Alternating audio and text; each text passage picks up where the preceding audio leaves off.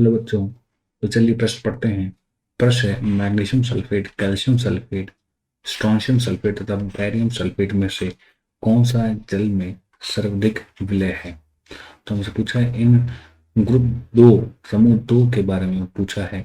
समूह दो के तत्वों के सल्फेट की विलेयता जल में किस प्रकार होगी। तो सबसे पहले देखते हैं इस प्रश्न की मुख्य अवधारणा क्या होगी।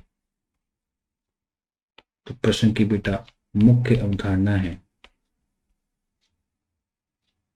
समूह दो के तत्वों का के तत्वों के सल्फेट का जल में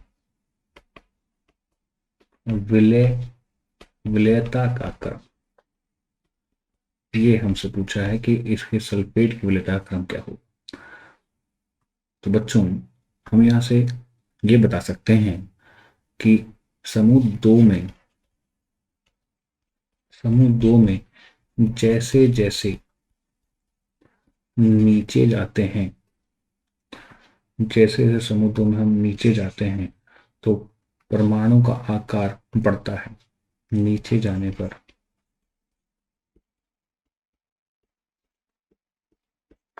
परमाणु का आकार बढ़ता है। इस कारणवश जो नीचे के तत्व होते हैं वो सल्फर सल्फेट से मिलकर आयनिक यौगिक बनाते हैं। इसका अर्थ ये है नीचे जाने पर यौगिक में आयनिक गुण बढ़ जाता है।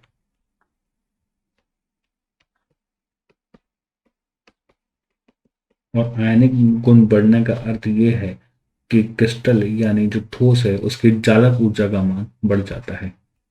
अर्थात चालक ऊर्जा का मान बढ़ जाता है।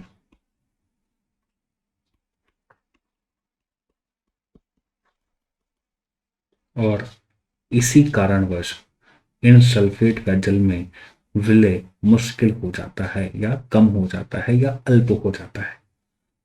और इसी कारणवश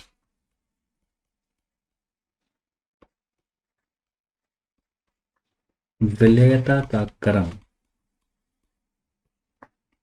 विलयता का क्रम मैग्नीशियम सल्फेट का सबसे अधिक और नीचे जाने पे विलयता का क्रम कम होता चला जाता है।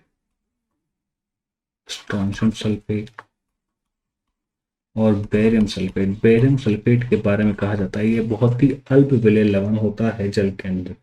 और वहीं मैग्नीशियम सल्फेट को जो कहते हैं तो मैग्नीशियम सल्फेट बहुत अधिक मात्रा में जल में विलय हो सकता है।